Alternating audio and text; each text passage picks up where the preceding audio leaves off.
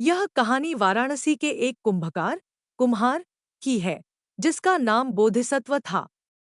वह मिट्टी के बर्तन बनाकर अपनी पत्नी, बेटे और बेटी का भरण पोषण करता था।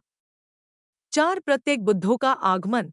एक बार हिमालय से चार प्रत्येक बुद्ध, जो स्वयं ज्ञान प्राप्त करते हैं लेकिन दूसरों को उपदेश नहीं देते, भिक्षा के लिए उसके घर आए। बोधिसत्व ने उनका स्वागत किया और उन्हें भोजन कराया। सन्यास की प्रेरणा। बोधिसत्व ने उनसे उनके सन्यास के कारणों के बारे में पूछा। प्रत्येक बुद्धों ने क्रमशः राजा करंडू, राजा नग्गाजी, राजा निमि और राजा दुम्मुख की कहानियां सुनाईं, जिन्होंने सांसारिक इच्छाओं को त्याग कर ज्ञान प्राप्त किया था। राजा करंडू ने फलों से लदे एक आम के पेड़ को देखा, जिसे लोग फल लेने के लालच में तोड़ फोड़ रहे थे, और एक बंजर पेड़ को देखा जो शांत खड़ा था। उन्होंने समझा कि अधिकार ही दुहक का कारण है, इसलिए उन्होंने सब त्याग दिया। राजा नग्गाजी ने एक महिला को चूड़ियां पहने हुए इत्र पीसते देखा।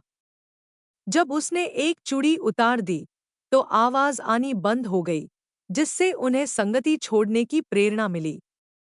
राजा निमि ने मांस के टुकड़े के लिए लड़ते पक्षियों को देखा और समझा कि इच्छाएं मांस के टुकड़े के समान हैं, जिन्हें त्यागने पर शांति मिलती है।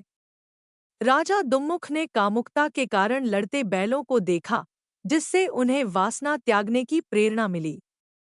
बोधिसत्व का संन्यास। इन प्रेरणादायक कहानियों को सुनकर बोधिसत्व और उनकी पत्नी ने संसार त्यागने का निर्णय लिया।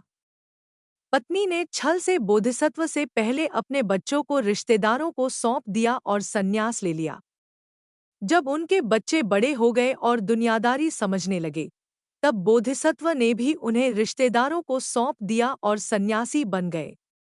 यह कथा त्याग और निर्वासना के महत्व पर जोर देती है और बताती है कि कैसे बोधिसत्व ने अपने पूर्व जन्म में सांसारिक बंधनों को त्याग कर आध्यात्मिक अंतर्दृष्टि प्राप्त की। कथा में पात्रों की पहचान। बौद्ध परंपरा के अनुसार कथा के अंत में गौतम बुद्ध ने बताया कि उस जन्म में कुंभकार, बोधिसत्व, स्वयं बुद्ध बने थे। कुंभकार की पत्नी बाद में राहुल माता यशोधरा थीं। पुत्र राहुल थे। पुत्री उपपालवना थीं।